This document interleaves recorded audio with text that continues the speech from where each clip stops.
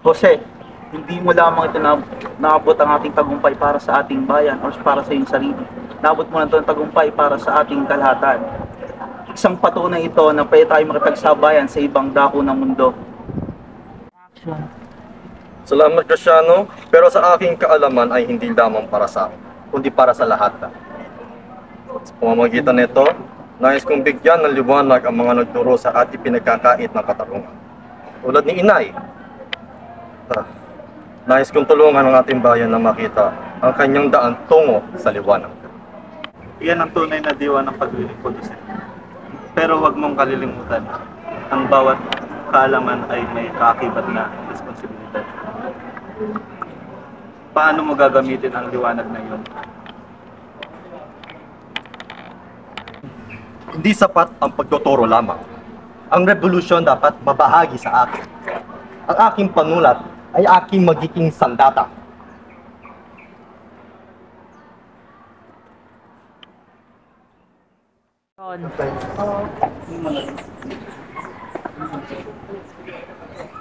Isang dakilang misyon, Jose. Ngunit hindi ka nag-iisa sa iyong misyon. Maraming kabataan ang umasa iyo at naniniwala sa panibagong umaga sa ating bansa. Yan ang nagbibigay ng lakas sa akin. Sa bawat sulat ng tinta ko, nilalantad ko ang katotohanan. Ako ay magtatanim ng pag-asa.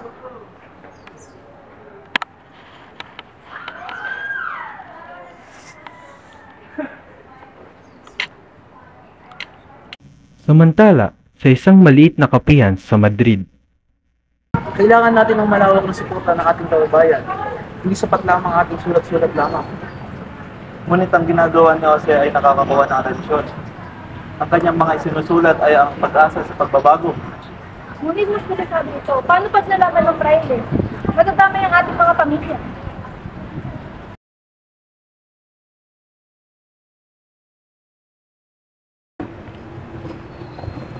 Mabuti ang sagot mo, Alfonso.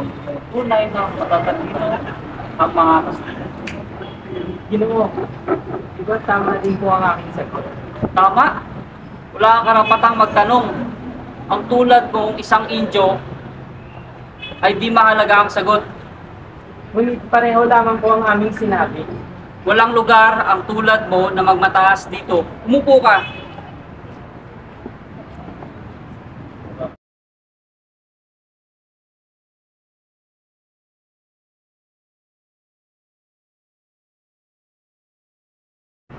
Pedro, tandaan mo, ang di nagbibigay ng sapat na abuto ay walang lugar sa langit. Ama, halos wala na akong maibigay. Kinuha na lahat ng asyenda, ang lahat ng aking ano. Huwag kang magreklamo, Pedro. Ang utos ko ay utos ng Diyos. Opo, Ama. Mahigit na intindihan.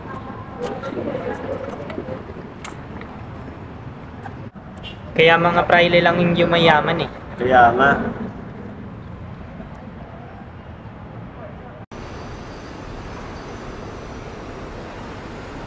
ating mga ani hindi sapat para bayaran ang ating mga renta. Paano natin babayaran ang ating mga pamilya? Kung hindi tayo kikilos, palalayasin nila tayo. Ang lupaing ito ay pagmamayari ng ating pawis at dugo. Kung may tulad ni Jose Rizal lamang na magtatanggol sa atin, baka may pag-asa pa tayo. hindi sapat ang ating salita. Kailangan makarating ang ating hinaing sa kinatataasan.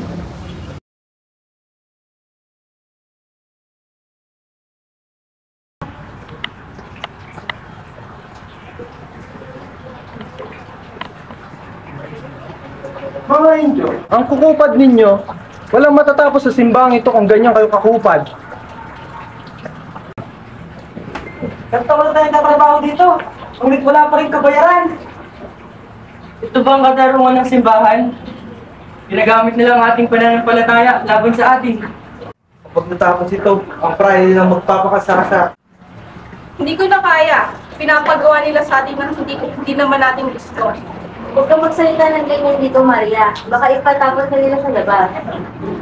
Ano ang laban natin sa mga praile? Huwag kang mawalan ng pag-asa. Parang araw, may magtatanggol din sa atin. Mas bilisan nyo ang trabaho. Iyoko ng palusot kung kulang ani ngayong taon. Ginagawa na namin lahat. Kailangan din namin kumain. Wala akong pakalam sa inyong buhay. Ang mahalaga ay ang kita ng hasyenda. Hanggang kailan tayo magtitiis sa ganitong sistema? Wala na tayong kinabukasan! Di ko na kaya manood ng ganito. Ang magsasaka ang gulugod ng ating bayan. Ngunit, paano tayo matutulungan kung sila'y palagi nahihirapan? Ginoo, kami po ay pinalaya sa aming lupain. Wala po kami magawa kundi ang maglakad na lamang. Walang patutungo. Ang inyong lupang tinataniman at pinabubutihan ay hindi lamang para sa inyo, kundi para sa ating bayan din. Walang iba kundi kayo ang tunay na magmahali nito. Wala na po kaming bayat ari-arian. Ano po ang gagawin namin? Ang karapatan ninyo ay hindi matitinag. Pero hindi dapat tayo magtitiis ng ganito. Ngunit ang galit ang hindi magdadala sa atin sa tagumpay. Edukasyon at kaalaman ang magdadala sa atin. Sa tamang aral at sa tamang edukasyon ang magdadala sa atin. Hindi natin dapat ito dinadaan sa amas. Hindi yun ikinabubuti sa lahat ng buong Pilipino. Sana makamtan natin ang justisya para araw. Huwag kayong mawawalan ng pag-asa. Kasi ang ating tagumpay ay hindi madadaan sa digmaan, kundi sa ating pagkakaisa.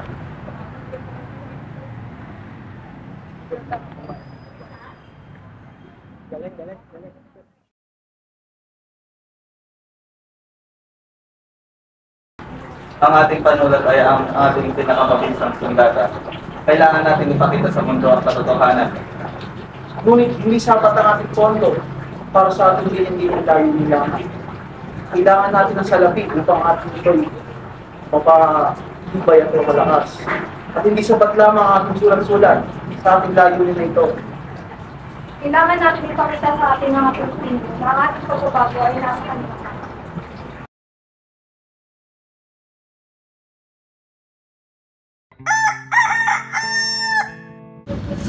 Ang mga ideya ng kalayaan, pantay-pantay na karapatan at reforma, lahat ng ito ay hindi lamang pangarap.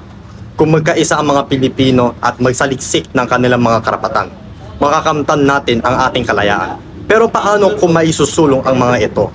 Kung ang mga tao ay hindi nakakaintindi? Sa pamamagitan ng edukasyon, hindi ba? Ang kaalaman ang magbibigay daan sa mga tao upang makita ang mga kamalian ng ating kasalukuyang kalagayan. Dito sa dapitan, makikita kong ang epekto ng aking mga sinulat.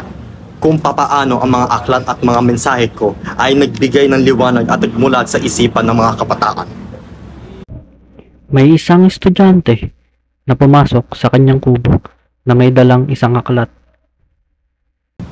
Dr. Rizal, binasa ko po ang inyong Noli Me Tangere. Napaka-inspirasyon po. Marami po akong natutunan. Lalo na tungkol sa katiwalian sa ating gobyerno. Ano po ba ang ibig niyo pong sabihin tungkol sa pagkaisa? Ang aking sinulat ay hindi upang magtulak ng karahasan. Nais ko lamang ipakita ang mga realidad na kinakaharap ng ating bansa. Ang pag-aalsa sa aking palagay ay hindi lamang nakasalaysay sa armas, kundi sa isipan ng bawat isa. Kung magigising ang isipan ng mga tao, sila mismo ang maghahangad ng pagbabago. Kaya po pala ang iyong mga sinulat ay mahalaga para magising ang kalooban ng mga Pilipino. Oo, at ang edukasyon, kaalaman, at tamang pag-unawa sa ating mga karapatan ay magsisilbing sandata sa laban na ito. Ang tunay na kalayaan ay hindi sa labanan ng mga armas, kundi sa labanan ng mga isipan at puso.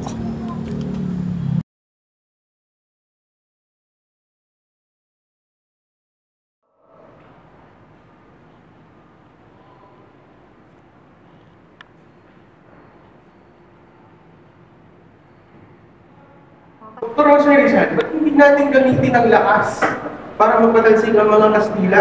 Di ba napapanahon na ngayon ng revolusyon? Kalayaan ay mas makakamit sa pamamagitan ng tamang kaalaman at disiplina. Ang edukasyon ang magpapalaya sa atin. Ngunit, hindi ba mas mabilis ang ating pagbabago kung gagamit tayo ng dahas? Ang dahas ay isang espada na may dalawang tali. Ito ay maaari itong busa ng pinto sa ating kalayaan. Ngunit maaari rin itong sirain ang ating prinsipyo. Ang ating laban ay hindi lamang para sa kasalukuyan para din sa kinabukasan nito. Ngunit paano natin mapapaniwala ang mga Pilipino na sumama sa ating mga layunin? Sa pamamagitan ng Liga Pilipina, sa pamamagitan ng pagbubukit ng ating mga adhikay, hindi lamang upang labanan ang pananakot, kundi upang ipakita sa lahat na may kakayahan tayong magkaisa, magtulungan at magbago. Ang tunay ng pagbabago ay nagsisimula sa ating puso at isipan. Paano kung hindi nila pakinggan ang ating panawagan? Kung gayon, gagawin natin ang lahat upang liwanagin ang kanilang mga landas. Ang ating layunin ay hindi makamtan sa isang gabi. Ngunit tatandaan ninyo, ang liwanag ng isang kandila ay maaaring magpasimulan ng apoy na hindi kailanman mamatay.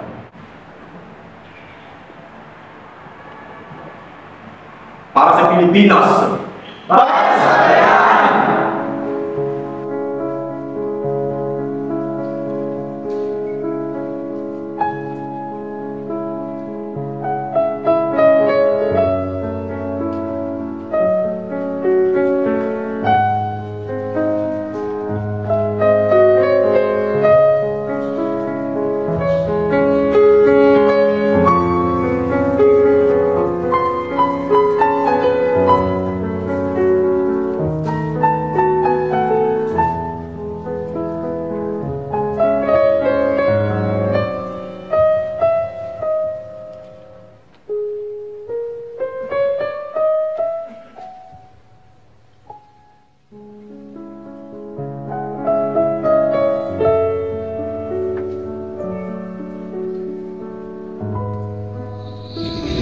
Apunte!